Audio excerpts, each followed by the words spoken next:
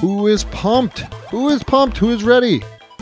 Finally made it to, I guess, this mountain top of ING's top 100 NES games of all time, because I'm finally hit it 10 through 1. This is the top 10. This is it. It is over with. Let's go check out, see what their top 10 games on the NES is for all time, and see if it kind of matches up with yours, see if it matches up with mine, and let's just get it going. And I hope you have a great time listening or watching if you're watching on YouTube, and have some great nostalgic memories.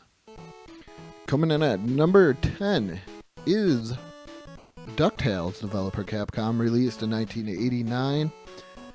Great cartoon, great game. I think this is definitely one of those games where you're like, how do you like capitalize on such a non-video game cartoon? And I think this game did it. I'm not saying I'm the best at it, but I know it's a really fun game. It's got, all the people in there.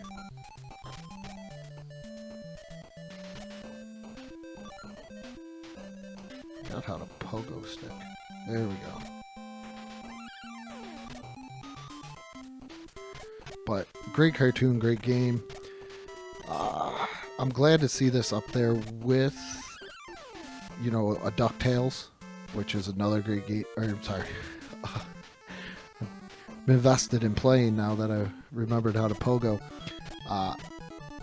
Great game, along with Chippendale Rescue Rangers. It is one of those. This is definitely one of those games I did not own, but I watched my brother's friends and stuff play this. I know it sounds crazy. Why are they playing DuckTales? Well, it's DuckTales, man. You had to play it, but oh man, this is probably one of the best, like Disney. Probably it is the best Disney cartoon game there is. And it's just awesome and fun. And it comes in at number 10, DuckTales, developer Capcom, released in 1989. Coming in at number 9 is Bionic Commando, developer Capcom, released in 1988.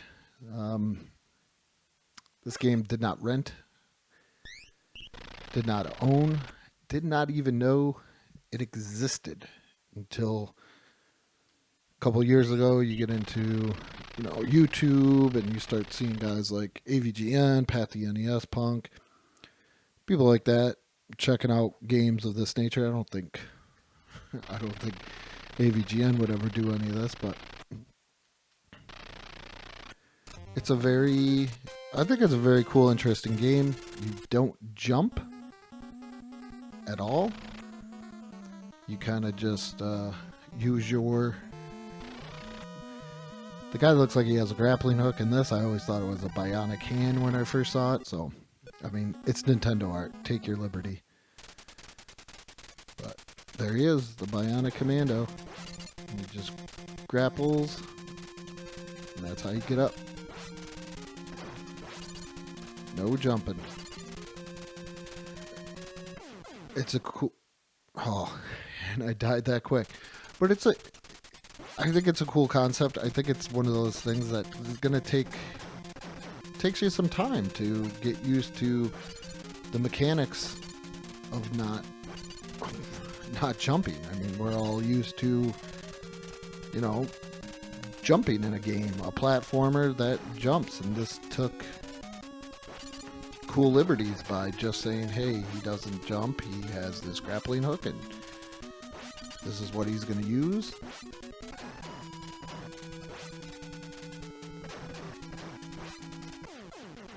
Like I said, it's a cool concept. Kind of wish I would have been able to play it as a kid, just so I could understand the controls a little bit more. So, but Bionic Commando coming in at number 9. Developer Capcom, released in 1988.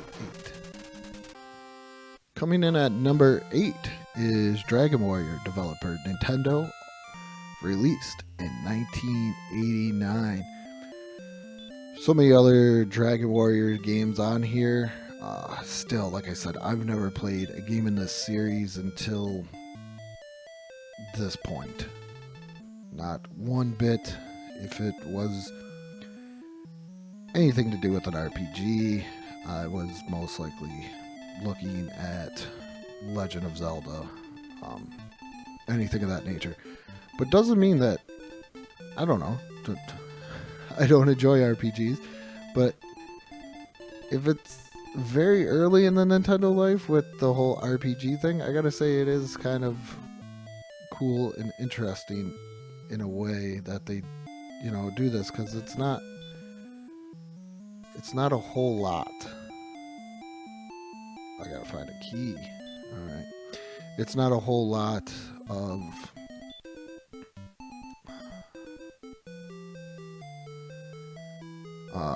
great graphics as there was, you look at your Final Fantasy 7s as it got into the PlayStation. I know even those probably didn't age that well, but it's very interesting to see these games. And like I said, I have no idea what I'm doing. I never played any Dragon Warrior games, but it comes in at number 8. Developer Nintendo, released in 1989. Coming in at number 7 on ING's top 100 NES games of all time is Mike Tyson's Punch-Out! Developer Nintendo, released in 1987. So I'm glad to see this has made its staple on here at some point. I'm putting in the code to face Mike Tyson, because you can play Punch-Out! And pretty much play the same guys, but this is Mike Tyson's Punch-Out! It's, I think, a little bit more rare.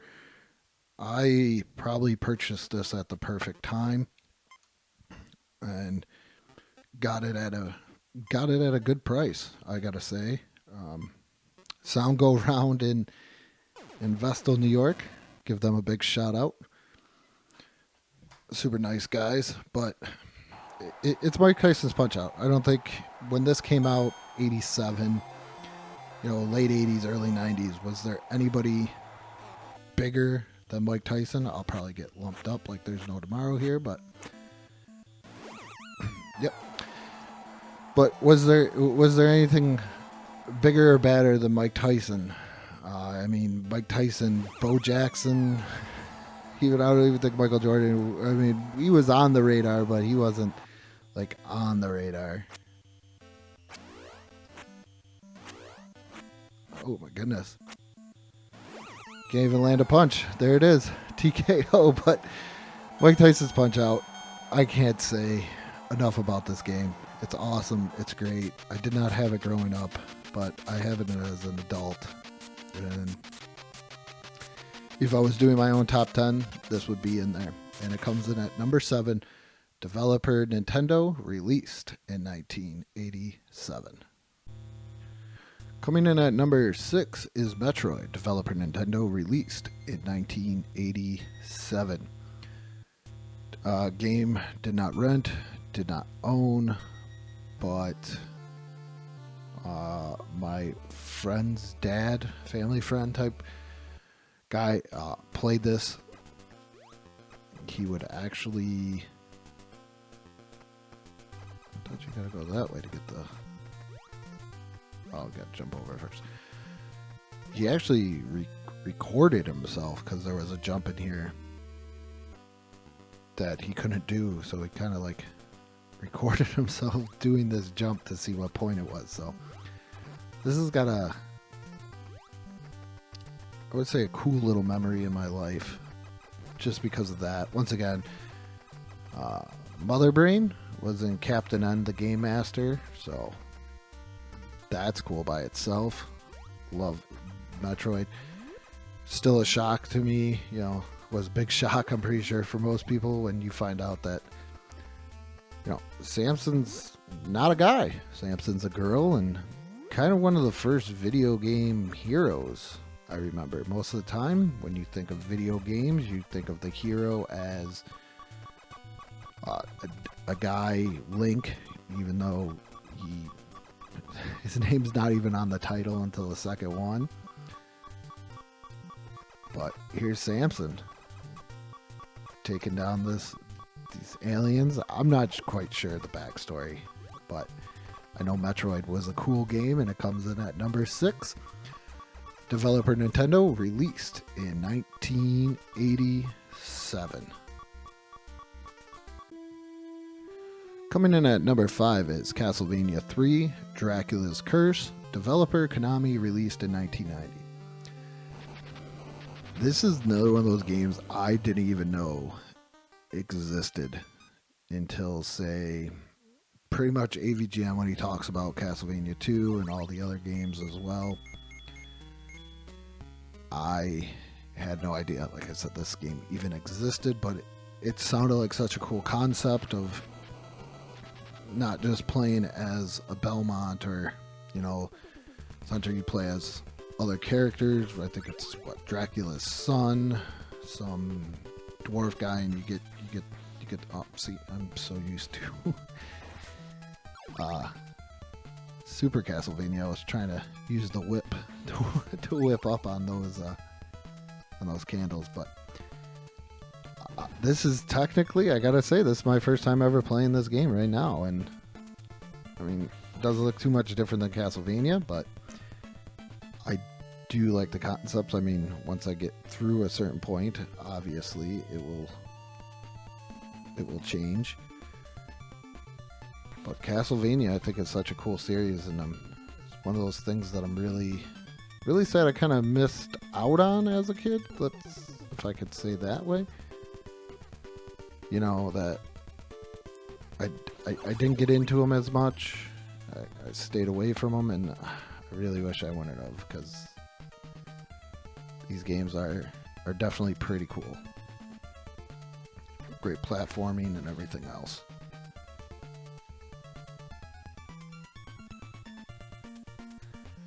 But Castlevania 5, Castlevania 3 coming in at number 5. Developer Konami, released in 1990.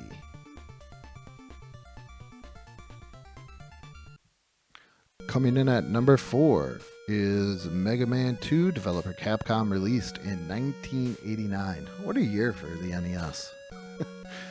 So many great games that came out.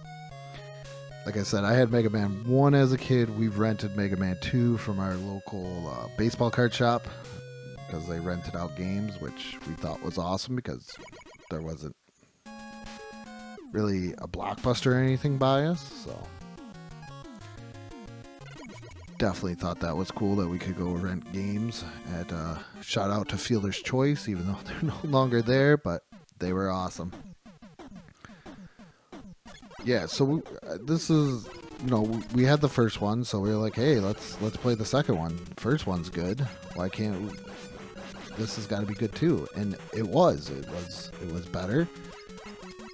It looked a little bit cleaner in the graphics, I always thought, and to see the new guys, like I'm playing Woodman right now, was absolutely cool, because some games you fight the same people and it's okay, if it's a Ninja Turtle game, most likely it's Shredder or something of that nature. I mean,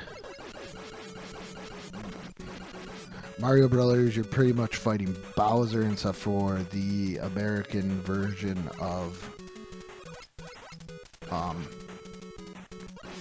Super Mario Brothers 2, like I said. And this one just had the whole new cast of characters. I know you still go after Dr. Wily, but to see the new robots, the new special equipment you can get, and everything else was pretty awesome. And Mega Man 2 comes in at number 4, developer Capcom, released in 1989. Coming in at number 3 is Super Mario Bros., developer Nintendo, released in 1985. definitely had this. I mean, pretty much if you had an NES, you had you had this. You had it with, Duck Hunt, or if you had the the Power Pad. Came with Track and Field. This is the game. This is the game definitely everybody had. Everybody played in some aspect. It probably set me on my course of love, the console video games and everything of that nature. So, I mean, it's Super Mario Brothers. Packed in, ready to go, always the game. Great standby game because it's just a great game in itself. The things of trying to jump over the flagpole, just so many great little myths. You're in the wrong castle, you gotta go to a different castle, exploring the worlds, the warp zones, everything. I don't think there was too much bad about this when you were a kid, because that's how awesome it was. And it comes in at number 3, Super Mario Brothers, developer Nintendo, released in 1985. Coming in at number 2 is The Legend of Zelda, developer Nintendo, released in 1987. And every time I've done an RPG game, I have mentioned this. Even when I talked about Zelda 2, A Link to the Past, this is the game. Definitely the adventure game of adventure games. I really don't know if I'd have. This is another one of those games, like I said, Super Mario Brothers, where I would have this strong love of video games if it wasn't for this game. And I've mentioned before, just going out adventuring, there's really no time limit. There's not anything. It's a lot of fun exploration things. I always loved, swords and everything of that nature. And here it is, the whole quest thing. I don't know why I didn't really enjoy any other RPGs, but maybe because this was just so much fun to me in every way. Collecting the pieces, exploring the dungeons. You don't have to do the dungeons in order. You just kind of go at your own pace and everything else. Was so great to watch. I keep on going into this room. It was so great to watch people play, just to sit there and watch them play this as a kid, because even though you played it, older people maybe were better than you, because I was pretty young when this came out, and the gold cartridge. No NES game had a gold cartridge at that time, so you were like, wow, this is something special because it has a gold cartridge. All the secrets, burning the bushes, setting up the bombs to get extra heart containers. You can pretty much level yourself up real easy with equipment before you even get to the next dungeon. It is probably the game next to Mario. I would have to say this is the number 2 franchise, maybe even the number 1 in some people's eyes. All right, I've heard of people playing every single one and beating every single one as well, and I mean that's awesome, because there's going to be bad video games out of any franchise, but there's not too many bad Zelda games, and The Legend of Zelda comes in at number 2, developer Nintendo, released in 1987. Coming in at number 1 is Super Mario Brothers 3, developer Nintendo, released in 1990. When I did my episode of the video games that made me, I did not have this listed, but I had it on there. This is probably my favorite Mario Brothers game, even though it didn't make me per se, like the way that Super Mario Brothers did, The Legend of Zelda, Tecmo Super Bowl, or Street Fighter 2. This was like the Mario game. And when it came out, it was a must-have. You had to have, Mario Brothers 3. And it still, to this day, is my favorite. I don't have many video game stuff, which is, I think, kind of odd. But what I do have is a lot of, I wouldn't say things from my childhood, but memorabilia of things that were, part of my childhood. Movies that I really enjoyed, like The Goonies, Back to the Future, Forrest Gump, Ghostbusters, Jurassic Park. My He-Man guys, from the He-Man Origins, my Ninja Turtles Classics, which I still got to do a video on opening up 3 of the Turtles that I have. But those are the things I have, and my one piece of video game thing I have is a cover of Nintendo Power with Super Mario Bros. 3 on it, because this was such a crazy thing. Everybody wanted Super Mario Bros. 3. The way that you could, get the leaf and transform, all the different suits, the whistle. I mean, I remember when the movie The Wizard came out, and they're at the Nintendo World Championship, and you got to see Super Mario Bros. 3 for the first time, and you're like, wow, this is going to be so crazy. And nowadays, most kids are like, oh, let's go play. Oh, and I die there. But a lot of kids are like, let's go play Call of Duty and stuff like that. We wanted Super Mario Bros. 3. We wanted this so badly. And it's such a great game, the way that they always kind of changed it when it came to North America, between Super Mario Bros. 2 with, I know it's a reskin, but the way that they changed that up with different characters. This one with the Koopa Kids. Super Mario Brothers, or Super Mario World with Yoshi. They always kept it fresh, and I gotta say that was pretty awesome. And I could definitely see why this is number 1 on the list. And it is Super Mario Bros. 3, developer Nintendo, released in 1990. So there it is. The end is here for the ING's top 100 NES games of all time. I gotta say, I'm not disappointed with it. Some I agree with. Some, I didn't have or didn't play as a kid. So I can't really justify me not saying they shouldn't be there. But here we go. Here's a recap of 10 through 1. Coming in at number 10 is Ducktales, developer Capcom, released in 1989. Coming in at number 9 is Bionic Commando, developer Capcom, released in 1988.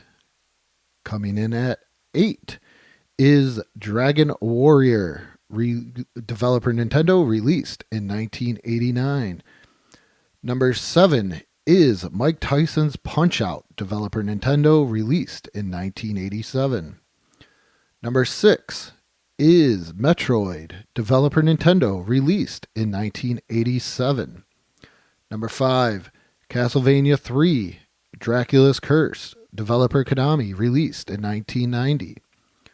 Number 4, Mega Man 2, developer Capcom, released in 1989. Number 3, Super Mario Bros., developer Nintendo, released in 1985. Number 2 is The Legend of Zelda, developer Nintendo, released in 1987. And number 1, Super Mario Bros. 3, developer Nintendo, released in 1990. So I hope you enjoyed taking this journey with me on this, and I think I'm going to do a top 10 next week of the top 10, not of this top 100 of what I would think, but I'm going to go through each section of 10 like I did, and I'm going to pick out my favorite game, and that's how I'm going to do my top 10. So my number 10 will be any one of the games between 100 and 91. And that's what I'm going to do and make a top 10. And then I'm going to end this. I'm going to end this NES thing. It's been so great, though. So many great new games I played, so many old games I remember. Oh, it's just so amazing. And thank you for coming down this journey with me as well. And always remember to catch out new episodes of Let's Talk But No Politics, okay, every Sunday on the BICBP radio network. Friday, 7 p.m. Eastern on Helium Radio Network. Check out the YouTube channel if you're not already watching this on YouTube. Subscribe to that. Go to the Facebook page, give it a like, and good morning, good afternoon, and good night.